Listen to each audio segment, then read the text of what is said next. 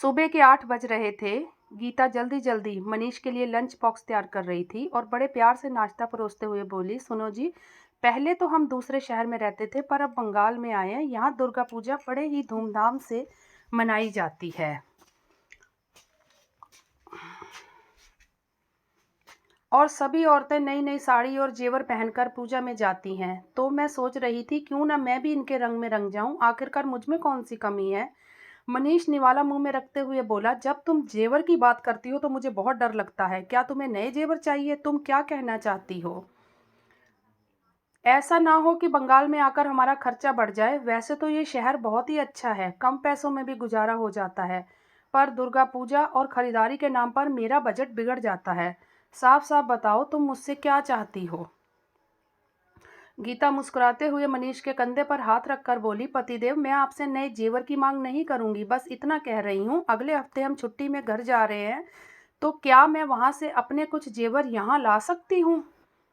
मनीष राहत की सांस भरते हुए बोला, तुम्हारे जेवर हैं, तुम्हें जो करना है करो, मुझे क्या दिक्कत हो सकती है?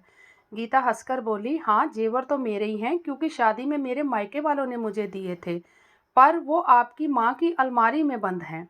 अब उस अलमारी से निकालने में थोड़ी तो मेरी मदद आपको करनी ही होगी। मनीष बोला, जब छुट्टी में घर चलेंगे तब इसके बारे में सोचेंगे, अभी से क्यों परेशान होती हो? धीरे धीरे समय बीता। गीता जाने की तैयारी कर रही थी। उसका बेटा शिवा बोला, मम्मा, मैं इस बार नानी के घर नहीं जाऊंगा, मुझे वहाँ मज़ा नहीं आता। दादी के घर चाचू और दादू मुझे मोटरसाइकिल पर घुमाते हैं, पर नानू कहते हैं गर्मियों में बच्चों को धूप में ज़्यादा नहीं खेलना चाहिए, तो मैं दादी के पास ही रहूँगा। गीता मुंह बनाते हुए बोली, हाँ बेटा, बोलोगे ही। जब कोई तुम्हारे लिए दिल से सोचे तो वो चीज़ तुम्हें कभी भी अच्छी नहीं लगती है। क्या किया जाए, जमाना ही दिखावे का है। गीता धीरे से बोली, अब इसे क्या मालूम जिस मोटरसाइकिल पर ये घूमता है वो भी इसके नानू ने इसके पापा को दहेज में दी थी, जिस पर बैठने का कभी नसीब ही नहीं हुआ, क्योंकि गांव में बहू घूंघट ओढ़कर मोटरसाइकिल कर बैठकर करेगी भी क्या? नाना नानी कितना भी कर ले, आखिरकार रहेगा तो ये अपने दादा दादी का ही। इतना कहकर गीता पैकिंग कर रही थी। 2 दिन बाद गीता परिवार के साथ ससुराल पहुंची। सबका आशीर्वाद लेकर हाथ पैर धोकर भगवान को परिणाम करके बैठी ही थी कि सास बोली, बहू, कड़ी रोटी बनाकर रखी है, बस तुम लस्सी और सलाद बना लो तो सब मिल बैठकर खाएंगे। गीता बोली, हाँ अम्मा जी, आप आराम करो, बाकी की चीज़ें मैं बना लूँगी। गीता सोची, घर में पाँव रखा नहीं कि सास शुरू हो गई, क्योंकि देवरानी को तो फुर्सत कहाँ है। देवर देवरानी आराम से जागते हैं, नाश्ता करते हैं और नौकरी पर निकल जाते हैं। फिर भी गीता हर किसी पर अपने हाथ के स्वाद का जादू चला रही थी और इसी तरह 10 दिन बीत गए। एक रोज गीता देविका जी यानी अपनी सास से बोली, अम्मा जी, सोच रही हूँ 2 दिन के लिए मायके हो आती हूँ, फिर समय नहीं मिलेगा। देविका जी बोली, हाँ, जाना चाहती हो तो जाओ, पर शिवा को मत ले जाना, क्योंकि तुम्हारे घर में कूलर है, ऐसा ना हो मेरे पोते को गर्मी लग जाए। गीता को इस बात का बहुत बुरा लगा। वो बोली, अम्मा जी, आप भूल रही हैं, आपके घर में जो एसी लगे हैं दोनों कमरों में, वो मेरे ही दहेज में आए थे। अब यहाँ तो बेटी को ठंडी हवा का सुख माँ बाप दे दे या खुद ले ले, पर आप चिंता ना करें, कूलर से भी ठंडी हवा आती है। और गीता जाने की तैयारी करने लगी और देविका जी को जाकर बोली, अम्मा जी, मुझे पाजेब और मोटी वाली चेन के साथ मांग टीका दे दीजिए, खाली गला और पैर लेकर मैं मायके नहीं जाऊंगी।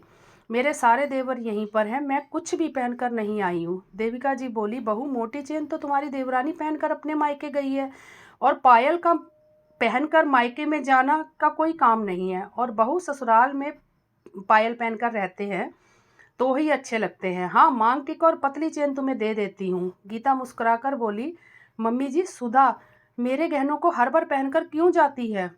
देविका जी बोली, बहू, घर का जेवर किसी एक का नहीं होता, सबका होता है, ये बात क्या तुम्हें समझानी पड़ेगी? गीता हंसकर बोली, नहीं, मैं इसलिए कह रही हूँ क्योंकि पिछली बार मेरा मांग टीका टूट गया था तो वो वैसे ही पड़ा रहा, उसे किसी ने नहीं बनवाया। अगर कोई इस्तेमाल कर रहा है तो ठीक तो करवा ले।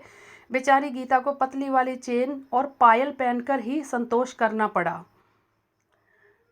मनीष गीता को मायके छोड़ने गया और बोला, 2 दिन बाद तुम्हें लेने आऊँगा। गीता बोली, बेहतर होगा अब जेवर की बात आप अपनी माँ से कर लेना, ऐसा ना हो 2 दिन बाद आऊँ तो मुझे कुछ ना मिले। सोच लीजिएगा, दुर्गा पूजा में आपको ही मुझे खरीद कर देने पड़ेंगे जेवर। मनीष बोला, औरतों की बातों में मुझे मत घसीटो, मैंने तुमसे कहा था माँ को जेवर रखने के लिए दो। जब तुमने अच्छी बहू बनकर जेवर दिए हैं तो तुम ही संभालो। इतना कहकर वो चला गया। 2 दिन सुख के बीते, फिर वापस गीता ससुराल आ गई।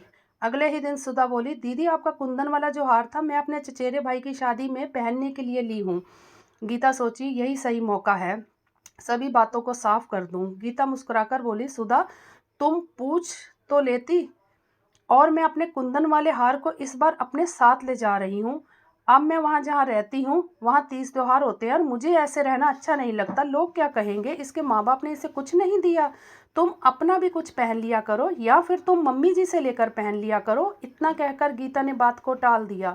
सुधा समझ गई और चुपचाप वहाँ से चली गई। ना जाने सुधा ने देविका जी को क्या कहा कि देविका जी शाम में गीता से बोली, बहू मैंने सुना तुम अपने जेवर साथ ले जाना चाहती हो, ये फैसला तुमने कैसे लिया, या तुम्हें किसी ने ये बात सिखाई है? गीता मुस्कुराकर बोली, मम्मी जी मैं कोई बच्ची नहीं हूँ। फिर जब वहाँ तीज त्योहार आते हैं तो खाली गला मुझे अच्छा नहीं लगता, और वैसे भी वो गहने मेरे हैं। देविका जी बोली, फिर छोटी बहू यहाँ क्या पहनेगी? गीता बोली, मम्मी जी बुरा मत मानिएगा, पर अगर देवरानी के मायके से या आप लोगों ने उसे जेवर नहीं दिए तो इसमें मैं क्यों दोषी हूँ? देविका जी बोली, अरे उसके माँ बाप ने पैसे दिए थे, जेवर तो हमने बनवाने थे, हमने नहीं बनवाए तो इसमें उसका क्या दोष है? अब घर में जेवर रखे ही हैं तो वो इस्तेमाल कर लेती है। गीता बोली, मम्मी जी वो जेवर घर में रखे हुए नहीं है, मैंने आपको संभालने के लिए दिए थे, और अगर वो इस्तेमाल करती है तो कभी टूटी हुई चीज़ को बनवाती क्यों नहीं है? और मेरी चीज़ों पर देवरानी का हक है और मेरा नहीं है, ऐसा क्यों? मैंने भरोसा करके अपनी चीज़ आपको रखने के लिए दी, ना कि दूसरों को बांटने के लिए। गीता का इतना कहना था कि घर में बवाल मच गया। देविका जी अपने पति राधे श्याम जी को सारी बात बताई और बोले कि आप ही देखिए, पर वो बोले औरतों के मामले में मैं नहीं पढ़ूंगा। फिर वो बेटे से बहू की शिकायत की तो मनीष बोला, माँ अगर आप उसे जेवर नहीं देंगी तो मुझे नए जेवर खरीदने होंगे, और अब आप उसके बाप ने जब उसे जेवर दिए हैं तो मेरा क्यों खर्चा करवा रही हैं, दे दीजिए ना जेवर। अगले दिन जब गीता ने नाश्ता बनाया तो देविका जी ने नाश्ता नहीं किया। गीता जी उनसे बोली, अम्मा जी मैं आप लोगों से कुछ मांग नहीं रही हूँ, पर अपनी चीज़ों को लेना चाहती हूँ, तो क्या मैं गलत हूँ? मेरा भी उन चीज़ों पर उतना ही हक है। आज मैं रिश्ते बचाती रही और आप मेरी चीज़ों को लुटाती रही। आपका बेटा इतना धन्ना सेठ नहीं है कि मुझे करोड़ों के जेवर दे।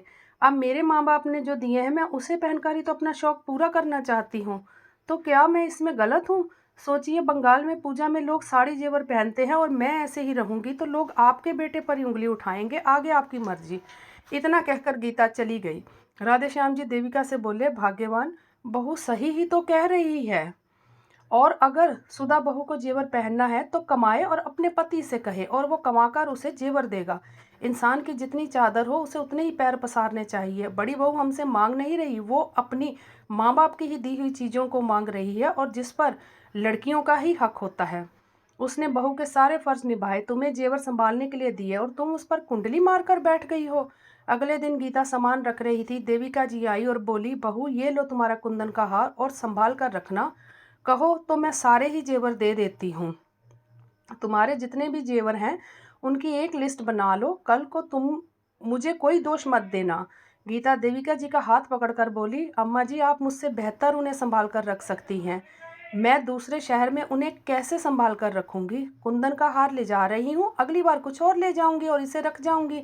मैं जानती हूँ कि आप मुझसे अच्छा संभाल सकती हैं, बस इतना ध्यान रखिए कि मेरी चीज़ों को अगर कोई इस्तेमाल करे तो वह उसका ध्यान भी रखे।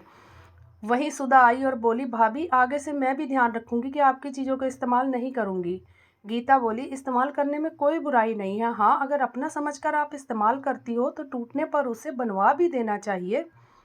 तुम और देवर जी दोनों कमाते हो, मैं तो कहती हूँ कि तुम कुछ जेवर बनवा लो, क्योंकि यही तो औरत की अपनी संपत्ति है, और फिर किसी से मांगने की ज़रूरत नहीं पड़ेगी। मेरे माँ बाप ने एक एक पैसा जोड़कर मुझे ये सब चीज़ें दी, और तुम्हारे जेठ तो अकेले कमाते हैं, मैं तो एक पैसा भी नहीं कमाती हूँ।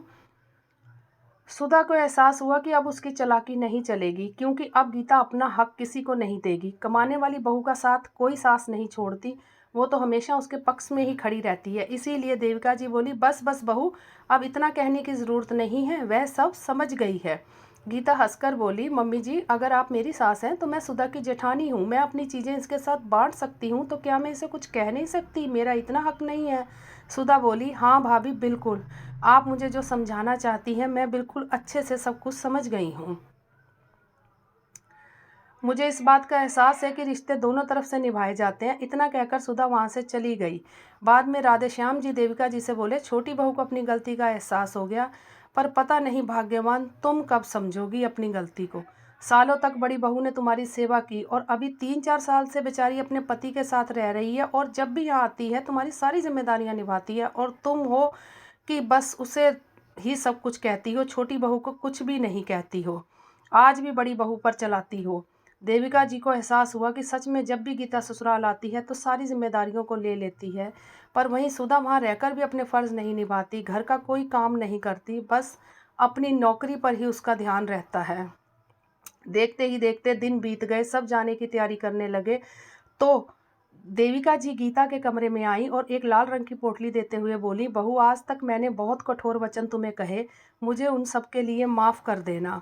ये मांग टीका मेरी माँ ने मुझे दिया था, मैं चाहती हूँ उसे तुम पहनो। तुम्हारा पुराना टीका टूट गया, फिर उसमें जोड़ भी लग गया, मेरी तरफ से दुर्गा पूजा का उपहार समझकर पहन लेना। गीता की आंखें भर आई और वो देविका जी के पैर छूकर बोली, अम्मा जी मेरी बातों को आप बिल्कुल भी दिल पे मत लीजिए।